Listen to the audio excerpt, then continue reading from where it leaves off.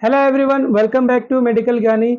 आज मैं बात करने वाला हूँ टैबलेट डेस ओडी के बारे में। जानेंगे इसके बारे में कंप्लीट डिटेल, जैसे कि इसके proper uses, proper doses, side effects, safety advice, बच्चों को लेना चाहिए या नहीं लेना चाहिए।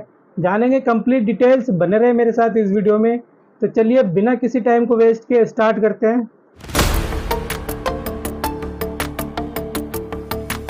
तो सबसे पहले मैं बताना चाहूँगा डेस ओडी के कंपोजिशन के बारे में, यानी कि इसके सॉल्ट नेम के बारे में। तो इसका सॉल्ट नेम है डेस लोराटिडिन और ये एक एंटी हिस्टामाइन ड्रग है।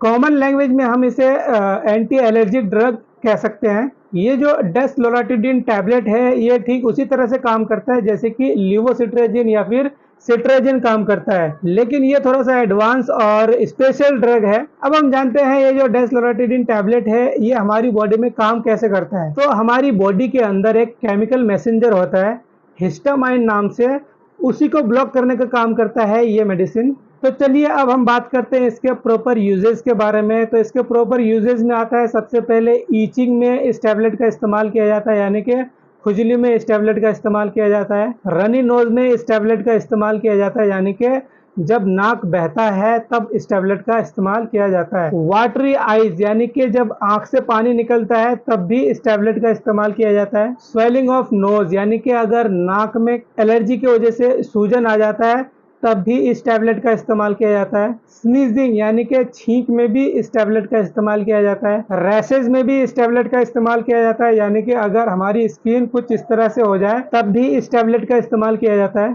डर्मेटोलॉजिस्ट, यानी कि जो स्किन के डॉक्टर होते हैं, वो ज़्यादातर इस टैबलेट का ही इस्तेमाल करते हैं अगर ईचिंग से रिलेटेड कोई प्रॉब्लम होती है तो ये थे इसके प्रॉपर यूजेज। अब हम बात कर लेते हैं प्रॉपर डोजेज के बारे में। तो जो 12 साल से कम एज के बच्चे हैं उसको ये टैबलेट नहीं दिया जाता, और जो इसका एडल्ट डोज है वो 5 mg दिन में एक बार दे सकते हैं। और अगर प्रॉब्लम ज़्यादा है तो ये 10 mg में भी आता है। डॉक्टर इसको 10 mg में भी देते हैं दिन में एक बार। तो ये है इसके प्रॉपर डोजेज। अब हम जान लेते हैं इस टैबलेट के साइड इफ़ेक्ट्स के बारे में। साइड इफ़ेक्ट्स में आता है सबसे पहले नौसिया, वोमिटिंग, उल्टी का मन करेगा या फिर उल्टी आ सकती है। पेनफुल मेंसेस, यानी कि पीरियड्स के दौरान दर्द ज़्यादा हो सकता है। फीवर आ सकता है, यानी कि बुखार आ सकता है। हेडेक भी हो सकता है, यानी कि सर में दर्द भी हो सकता है। स्वेलिंग ऑफ नोज, यानी कि नाक में सूजन आ सकता है। उसके बाद आँखों में सूजन आ सकता है। इसके अलावा अगर ये टैबलेट सूट नहीं करता तो हाथ पैरों में भी स्वेलिंग यानी कि सूजन आ सकता है। उसके अलावा एक और साइड इफ़ेक्ट है इसका डिजीनेस, यानी कि चक्कर टाइप का भी आ सकता है। तो ये थे इसके कुछ साइड इफ़ेक्ट। अगर ये टैबलेट सूट नहीं करता तो इनमें से कोई एक साइड इफ़ेक्ट हो सकता है, या फिर एक से ज़्यादा भी साइड इफ़ेक्ट देखे जा सकते हैं। तो चलिए अब बात करते हैं इसके सेफ्टी एडवाइस के बारे में। तो इसके सेफ्टी एडवाइस में ये है, अगर आपको इस ड्रग से यानी कि इस दवाई से एलर्जी है तो आप ये दवा ना लें।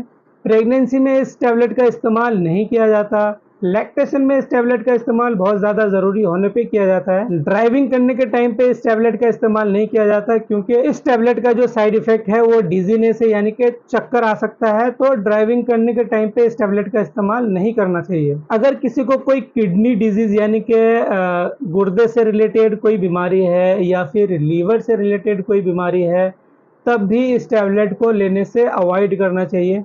तो ये थे कुछ इसके सेफ्टी एडवाइस। अब हम एक चीज़ और जान लेते हैं इसके ड्रग इंटरेक्शन, यानी कि किन दवाइयों के साथ इस टैबलेट का इस्तेमाल नहीं करना चाहिए। एजिथ्रोमाइसिन नाम से जो एंटीबायोटिक है उसके साथ इस टैबलेट का इस्तेमाल नहीं करना चाहिए।